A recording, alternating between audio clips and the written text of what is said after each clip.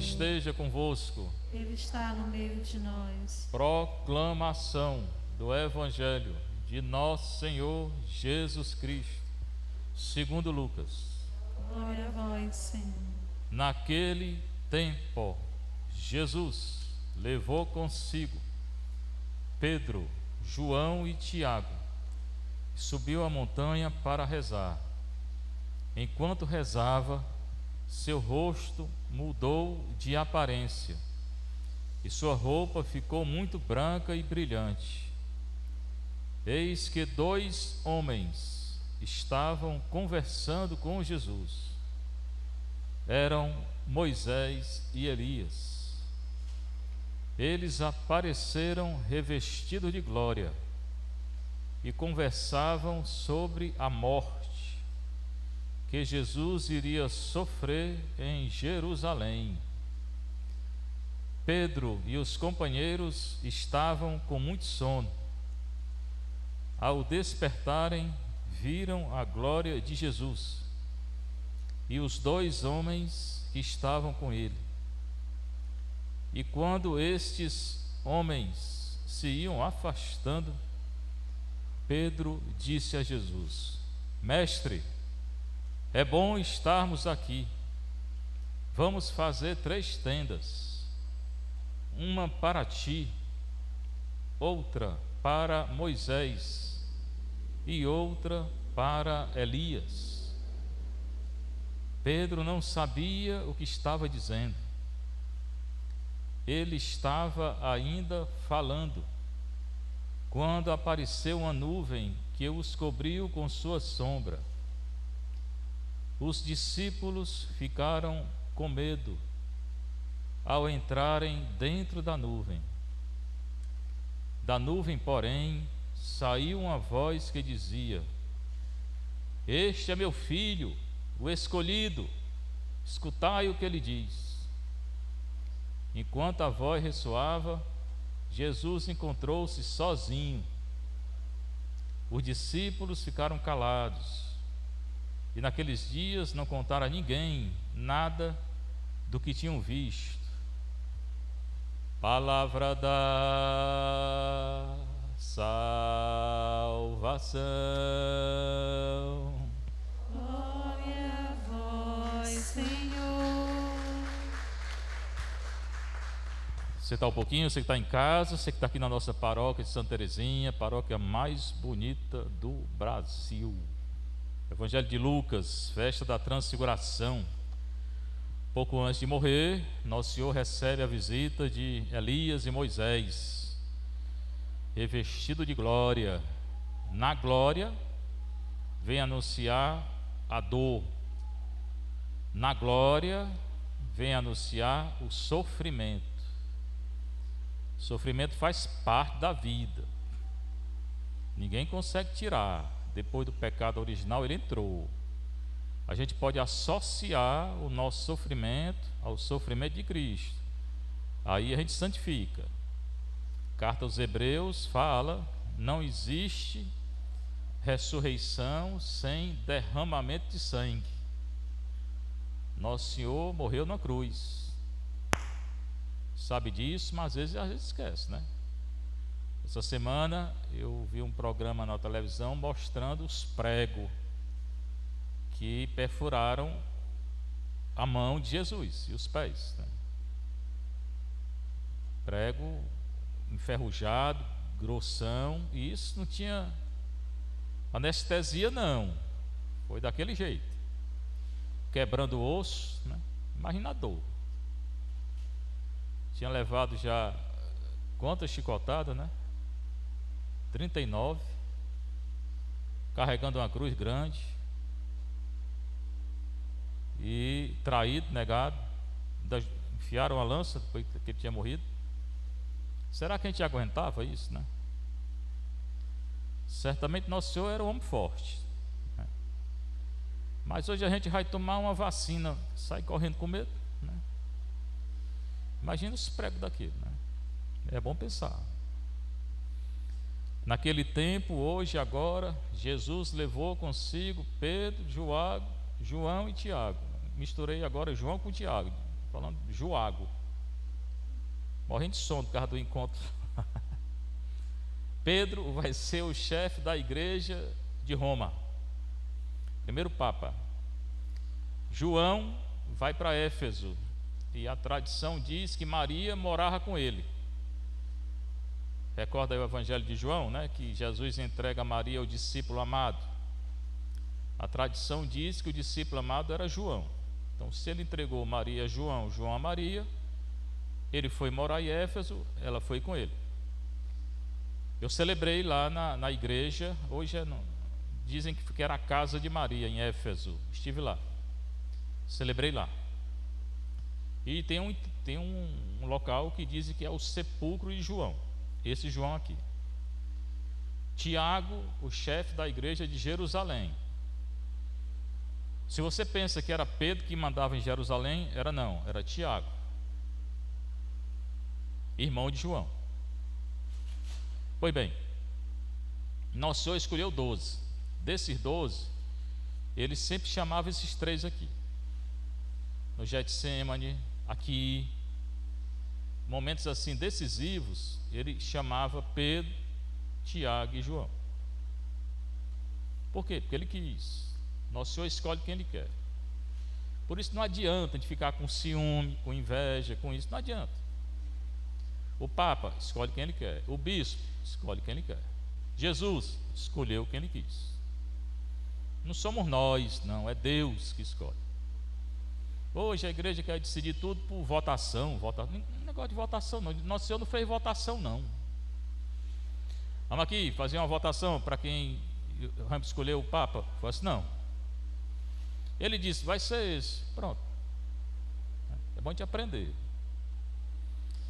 E subiu a montanha para rezar. Nosso Senhor, em momentos especiais, ele rezava. É característica do Evangelho de Lucas. A oração, os pobres, Maria, o Espírito Santo. Jesus rezava e o mundo está desse jeito aí, ó, perdido. E ele sobe a montanha. Montanha é o local da manifestação de Deus. Enquanto rezava, seu rosto mudou de aparência. Foi transfigurado, tanto pelo poder dele, como pelo poder de Deus. E sua roupa ficou muito branca e brilhante. É o sinal da transfiguração. Moisés também, quando falava com Deus, o rosto brilhava. Leia Êxodo. Eis que 2 homens estavam conversando. Aí quando ele foi transfigurado, estava rezando, aparecem Moisés e Elias e conversam com ele. Moisés é a lei, Elias representa os profetas. O meu estudo em Roma, 12 anos, foi sobre Elias, esse aqui. Significa que o Antigo Testamento estava diante de Nosso Senhor. Ele é o Novo Testamento. Mas o Antigo se curva diante dele, né? Porque Moisés não é Deus nem Elias, Jesus é. Eles apareceram revestidos de glória.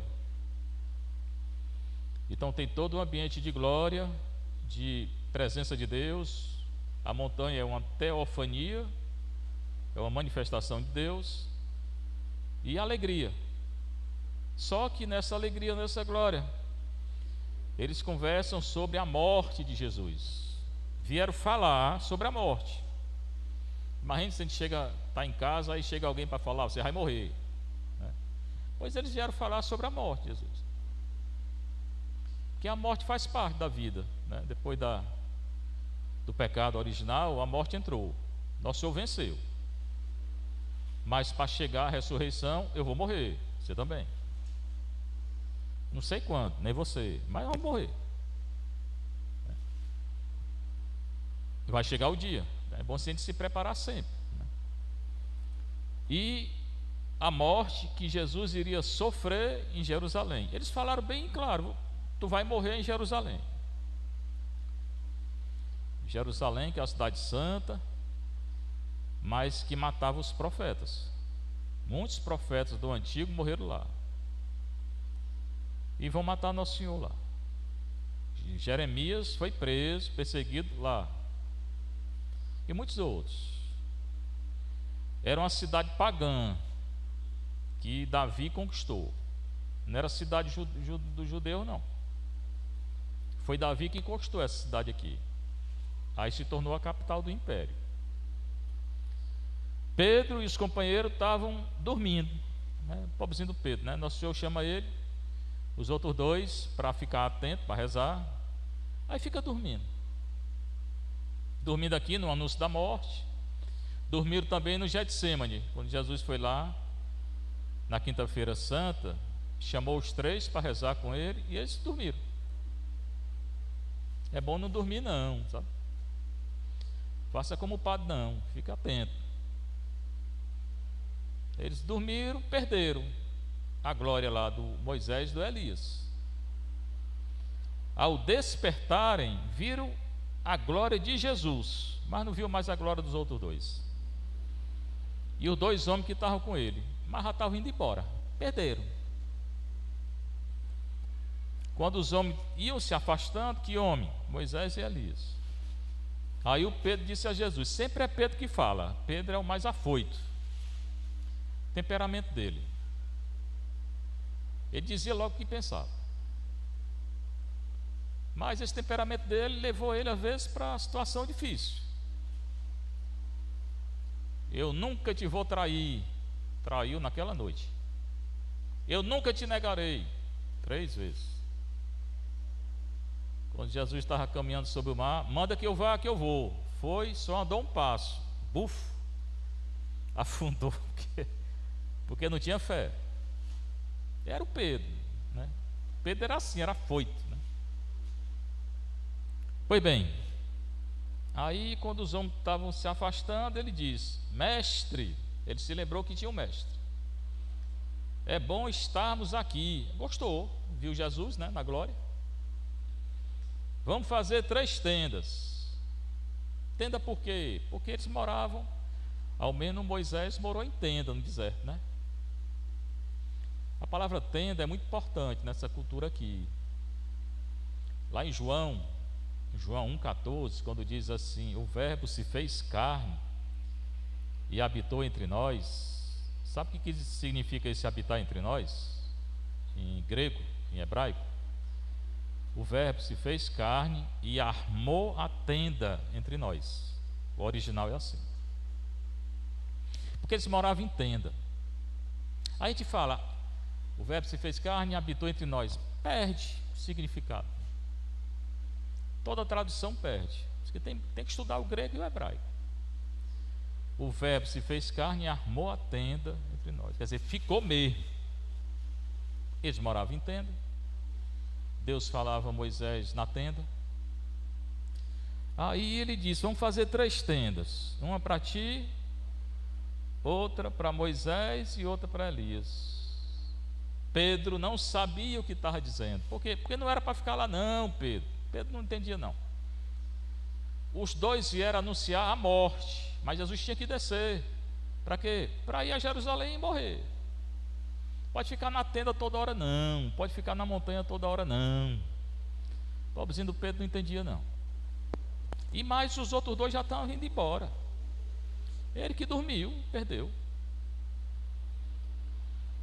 Pedro não sabia o que estava dizendo. Está escrito aqui. Ele ainda estava falando e continuou falando. Imagina Pedro falando, os 2 indo embora, ele querendo fazer a tenda. Não era para fazer tenda nenhuma, porque eles tinham que descer a montanha. Mas ele ainda estava falando quando apareceu uma nuvem, a mesma nuvem do batismo de Jesus, a mesma nuvem do deserto, que acompanhava o povo quando saiu do deserto, que os cobriu com sua sombra, mas foi uma nuvem grande. Aí os discípulos ficaram com medo. Eles eram medrosos, não tinham fé, não entendiam. Depois vão se converter, agora não. Ficaram com medo ao entrarem dentro da nuvem. Entraram mesmo, ficou tudo escuro. Da nuvem, porém, saiu uma voz que dizia, este é meu filho, o escolhido. Escutai o que ele diz. Essa voz, ela veio também quando? No batismo. Pode ler o batismo de Jesus. Este é o meu filho amado, escutai o que ele diz. Pois bem, De quem é essa voz? É do Pai, Deus Pai. No batismo vem a pomba sobre Jesus, que é o Espírito Santo. O que ele diz? Este é meu filho. Então Jesus é filho de Deus. Ele é o escolhido.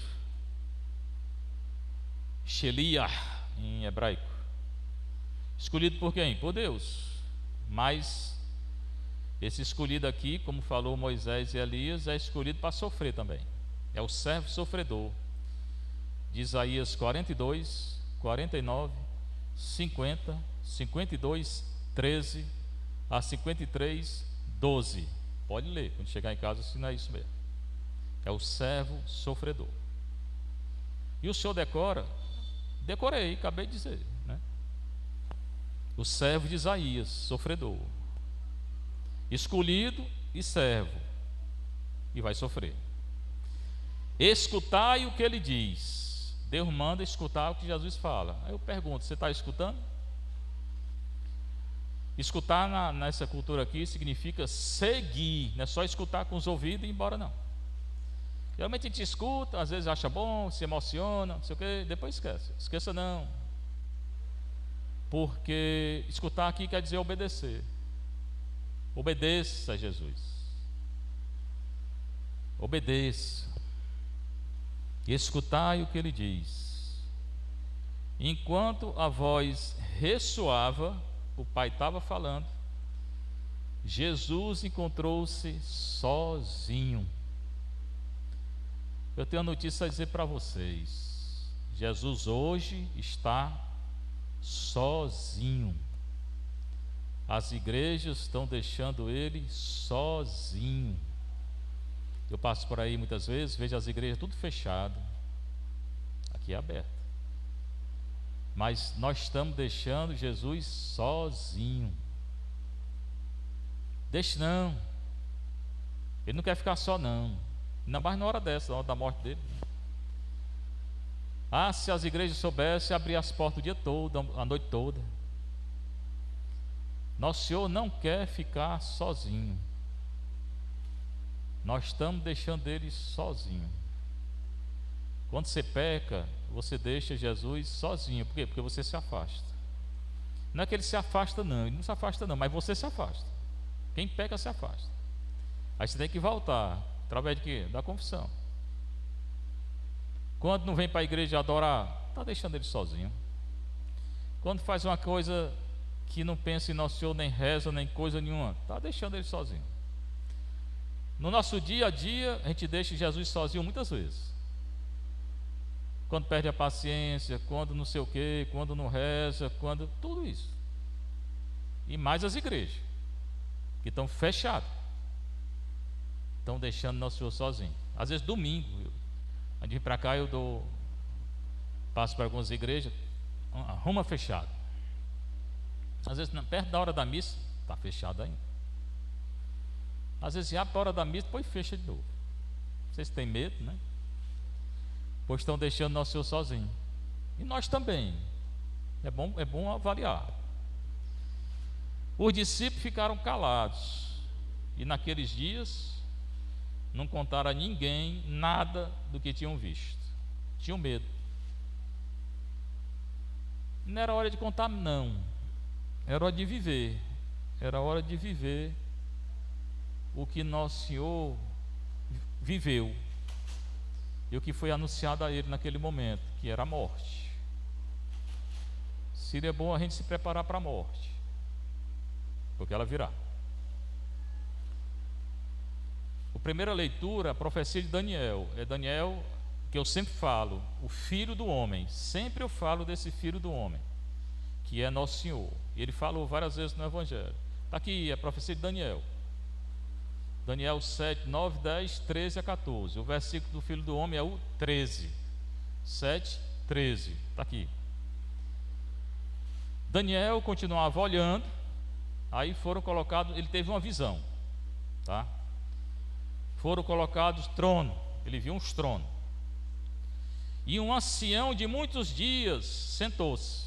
Quem é o ancião? Pai, Deus. Deu a visão do Pai. É difícil ter a visão do Pai. Sua veste era branca como neve, igual a de Nosso Senhor, transfigurado. Os cabelos da cabeça como lã pura, bem branquinho. Seu trono era um chama de fogo. Quem viu isso aqui também foi Isaías 6, 1 a 6. Pode ler.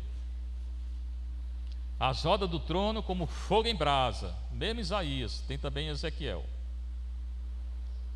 Derramava-se aí um rio de fogo que nasceu de... Imagine, tudo fogo. Sinal do Espírito Santo. Serviam-no milhares de milhares. Também está no Apocalipse isso aqui. Milhões de milhões assistiam no trono. Leia o Apocalipse que tem a mesma leitura. Foi instalado o tribunal e os livros foram abertos. Deus vai julgar. Eu falo sempre. Eu nunca deixo de falar. O Deus da Bíblia é misericórdia e julgamento. Ele certamente quer salvar. Ele é misericórdia. Mas nós seremos julgados. Quem vai dizer se a gente vai ser salvo ou não é nós, somos nós. O nosso comportamento. Se você pedir perdão, você vai ser salvo. Então foi instalado o tribunal e os livros foram abertos. Nossa vida é um livro. No julgamento vai ser aberto o livro da nossa vida, olha, as páginas, tudinho. Tudo que eu fiz, não fiz, deixei de fazer, quis, não quis, desejei, está tudo escrito. No dia 4 de novembro de 61 nasceu o Fernando, a tal hora, depois começa o que eu fiz daquele dia até hoje. 60 anos já. Vou fazer 61. Final do ano. Aí ele continua vendo. Vê o livro aberto. E entre as nuvens do céu, ele vê um filho de homem. É o versículo 13. Quem é esse filho do homem? Jesus Cristo. O pai está no trono, sentado. Aparece o filho. Aproximando-se do ancião de muitos dias, Jesus se aproxima do Pai e foi conduzido à sua presença. O nosso credo diz que ele está sentado à direita do Pai, não é assim não? É daqui, dessa leitura. Foram-lhe dados o poder, a glória e a realeza. Por isso, não tenha medo que tem poder não na terra, que Nosso Senhor tem um poder maior. Não tem que temer poderoso aqui não. Se eles têm o poder de não matar ou maltratar, Nosso Senhor tem mais poder ainda, vai julgar ele. E eu vou para o céu, se eu sofrer por Nosso Senhor, né? Foi dado a Jesus o poder. Quem tem todo o poder é Nosso Senhor, não é esses reizinhos daqui não. Glória, quem tem a glória, Nosso Senhor. E nós temos que dar glória a Deus, não é a governante não. E realeza, quem é rei? Jesus. Tanto que no ano litúrgico termina com a festa do Cristo. Cristo está aqui, ele é rei. A igreja termina o ano com a festa de Cristo Rei. É a 34ª semana do tempo comum. Geralmente é novembro. E todos os povos, nações e línguas o serviam. Pergunto mais uma vez, outra pergunta. Hoje, todos os povos, nações e línguas servem Jesus? De jeito nenhum. Nem na igreja católica às vezes não serve. Imagine fora. Isso aqui não aconteceu ainda. Mas isso aqui vai acontecer na ressurreição. Não todos os povos, mas os que ressuscitarem. Porque tem gente que não vai servir mesmo não. E vai se condenar. Seu poder é um poder eterno. Por isso, mais uma vez, não tenha medo de ninguém não. Não maltrate ninguém também não, mas não tenha medo. Medo de quê? Se o poder eterno é de Deus, eu sou filho dele, eu faço a vontade dele, não tem medo de quê? Poder que não lhe será tirado. Ninguém tira o poder de Cristo, Jesus. E seu reino, um reino que não se dissolverá. Vivemos num mundo que quem manda é gente que não tem escrúpulo, é gente que faz a guerra, é gente que mata, é gente que rouba, é gente que isso, é gente que aquilo. Esses reizinhos daqui hoje, tá, e tem essa guerra da Rússia com não sei o quê, ele não tem poder nenhum, e a gente se apavora com isso. Quem tem poder mesmo é Nosso Senhor. Entendeu? Ele vem julgar tudo isso aí, essa confusão aí. Quando não sei nem você, mas vem julgar e vai julgar esses governantes tudinho aí. Eles vão pagar tudo que eles estão fazendo. Você vai ver se eles não vão pagar. Cada morte desses reizinhos da terra aí, que mata, que rouba, que faz não sei o que, ele vai pagar. Se ele se arrepender, que eu acho difícil, ele vai pagar no purgatório não sei quanto tempo, porque matou gente. Matou um, já paga. Imagine matando não sei quantos. E se não se arrepender, ele vai para o inferno. Quem? Esses governantes tudinho.